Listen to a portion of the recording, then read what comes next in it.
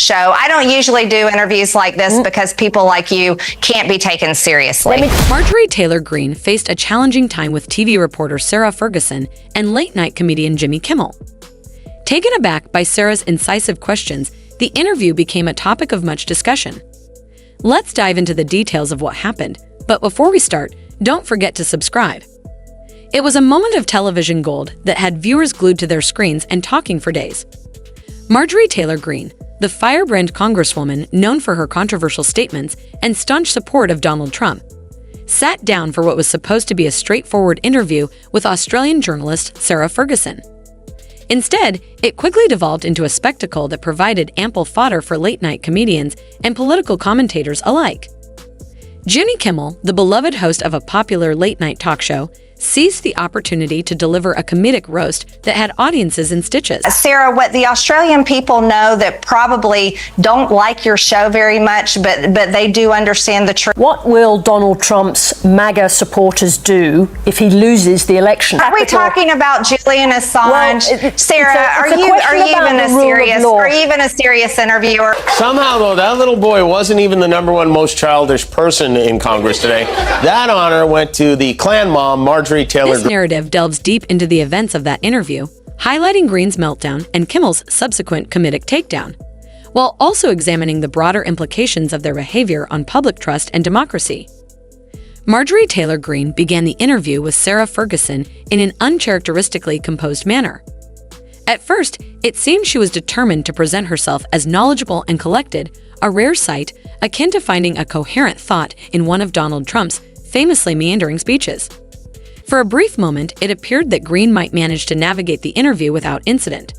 She answered the initial questions with a semblance of poise, giving the impression that she was ready to discuss serious political issues without resorting to her usual controversial rhetoric. However, this facade of calm was short-lived.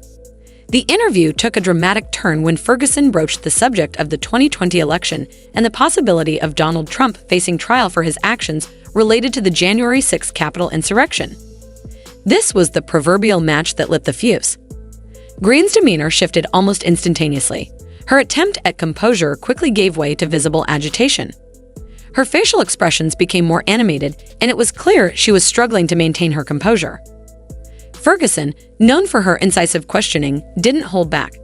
She asked Greene directly about the 2020 election, inquiring whether she believed Trump would ever face trial for his actions on January 6. This question hit a nerve. Ferguson's follow-up questions were equally probing, challenging Greene on her stance regarding the election results and her vocal support for Trump despite overwhelming evidence affirming the election's integrity.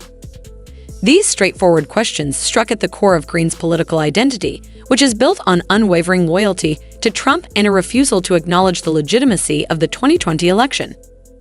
As the interview progressed, Greene fidgeted in her seat, her hands restless, and her posture tense. She began interrupting Ferguson repeatedly, her voice growing higher and louder with each interruption. It was as if she were trying to shout down the questions, a tactic that only served to highlight her inability to handle the scrutiny. Throughout the interview, Greene made several statements that were not only controversial, but also factually dubious. She downplayed the events of January 6, describing the rioters as peaceful tourists who were merely taking pictures and walking through open doors. This blatant mischaracterization of a violent insurrection was shocking yet in line with Greene's history of downplaying serious events to fit her narrative. She also questioned the popularity of Ferguson's show in Australia, implying that viewers there did not take Ferguson seriously. The Australian people probably don't like your show very much, but they do understand the truth, Greene asserted, attempting to turn the tables on the interviewer. The interview reached its climax when Greene, visibly agitated and unable to control the narrative, abruptly ended it. She ripped off her microphone with a dramatic flourish, akin to tearing off a Band-Aid, and stormed out of the interview. This unceremonious exit was a clear indication that Greene could no longer handle the pressure. It was a tantrum, plain and simple, and it left a lasting impression on viewers. Jimmy Kimmel, the beloved late-night host known for his sharp wit and comedic commentary on current events, saw an opportunity in Greene's meltdown and seized it with both hands. His segment on Greene's interview was eagerly anticipated, and he did not disappoint. Owls are an extinct group of humans that lived until about 40,000 years ago. This is what they look like. This is taken at the exact moment they found out they had herpes. And The Neanderthal on the right, the female looks familiar to me, right? I mean, yes. With this characteristic blend of humor and insight, Kimmel dissected the interview, turning Greene's serious political missteps into comedy gold. Kimmel began his segment by pointing out the obvious. Marjorie Taylor Greene was having a rough day. He quipped that she looked about as stable as a Jenga tower in an earthquake. This initial observation set the tone for what would be a relentless roast. Kimmel highlighted Greene's visible frustration and inability to handle the questions posed by Ferguson.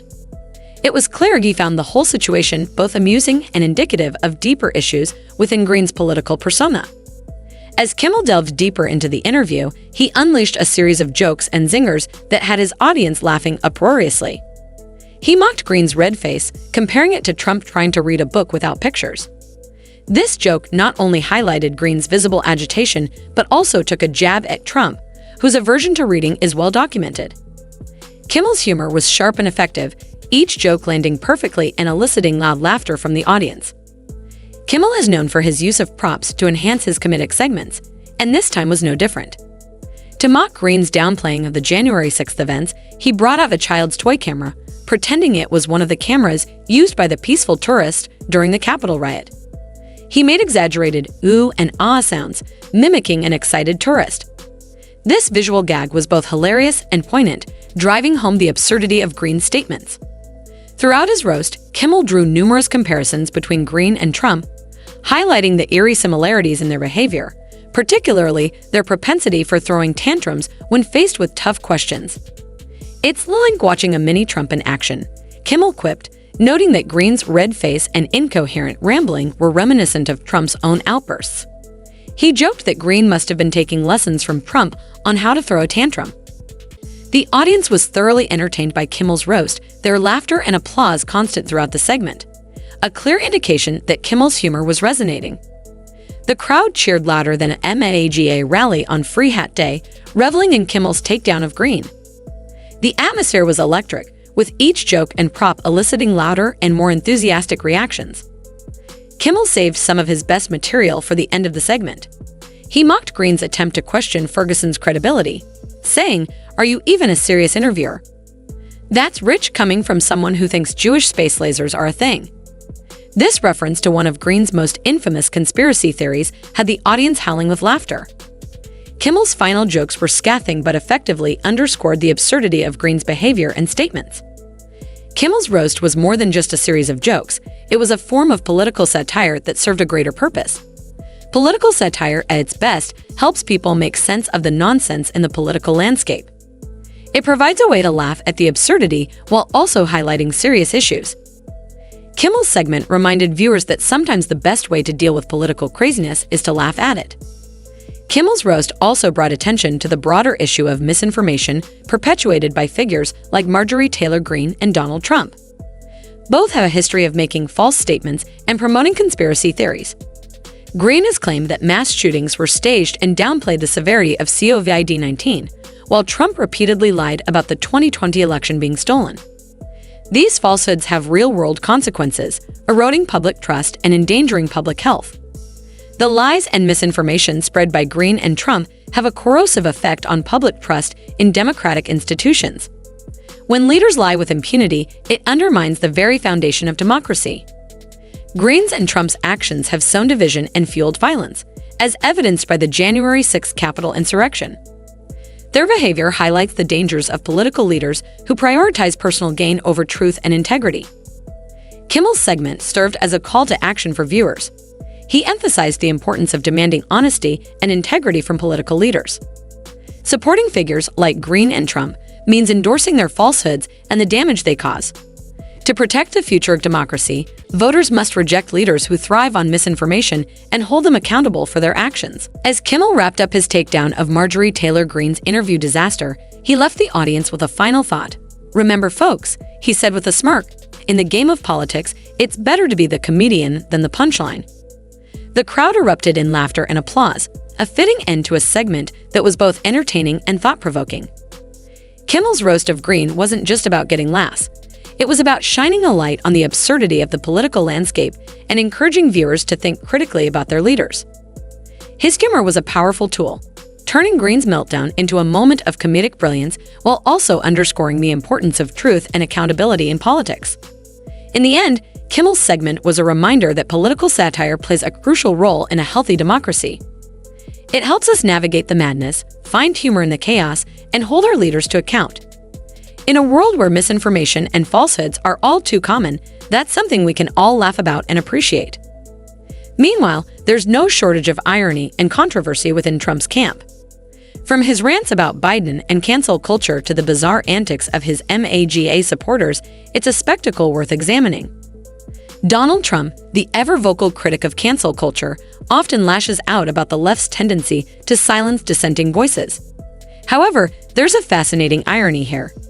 Trump himself is no stranger to silencing opposition within his own ranks. This contradiction becomes even more glaring when we delve into the dynamics within the Republican Party. Take Liz Cheney, a staunch Republican who dared to question Trump's claims about the 2020 election being stolen. Despite her loyalty to the party, she faced severe backlash and was ultimately ousted from her leadership position.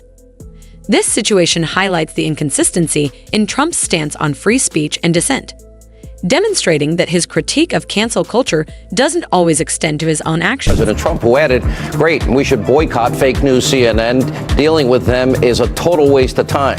Wouldn't you love to see one of these NFL owners, when somebody disrespects our flag, to say, "Get that son of off the field right now, out, he's fired. He's fired." Liz Cheney, a prominent Republican and the daughter of former Vice President Dick Cheney, became a notable figure in the fight against Trump's unfounded claims of a stolen 2020 election. The cause of January 6th was one man, Donald Trump, whom many others followed. None of this would have happened without him. He was personally and substantially involved in all of it.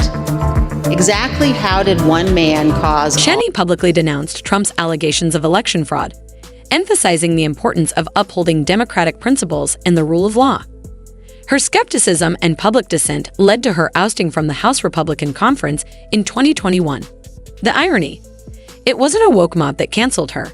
It was Trump and his loyal supporters. Trump had a premeditated plan to declare that the election was fraudulent and stolen before Election Day, before he knew the election results. He made his stolen election claims on election night against the advice of his campaign without any evidence in hand. Then, over the next 2 months, he sought to find those who would help him invent and spread lies about... She was removed from her position as the House Republican Conference Chair, a significant leadership role.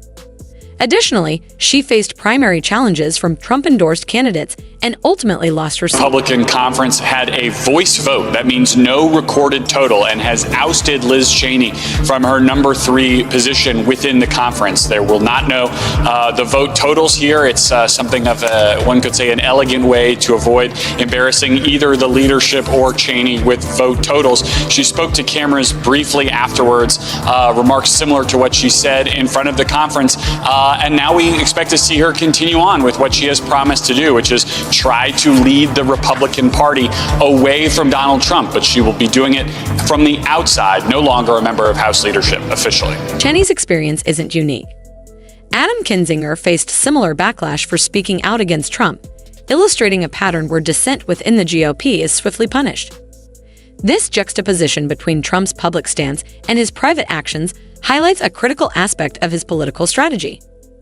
In a bizarre twist, MAGA enthusiasts have taken their devotion to Trump to new heights, or rather, depths. Recently, they've been flying the American flag upside down, a symbol traditionally indicating distress. This unusual trend, endorsed by figures like Marjorie Taylor Greene, showcases the lengths to which Trump supporters will go to display their loyalty. The upside-down flag has become a peculiar badge of honor among the most ardent MAGA fans. Greene's involvement in this trend is predictable. Known for her controversial statements and actions, she shared an image of an upside-down flag, further fueling the movement. The flag upside down now has become a symbol of solidarity with Trump. After Trump was convicted, Marjorie Taylor Greene posted a picture of an upside down flag, though we're unsure if she meant it as a protest or just doesn't know which way is right side up. But she wasn't alone. Many others jumped on board, turning what was meant to be a distress signal into a strange symbol of defiance. On May 18, 2024, Trump supporters staged a protest outside the Manhattan courthouse that can only be described as bizarre. Many Trumpers have been posting these upside-down flags in support of their orange Jesus, who, of course, has already found a way to monetize this.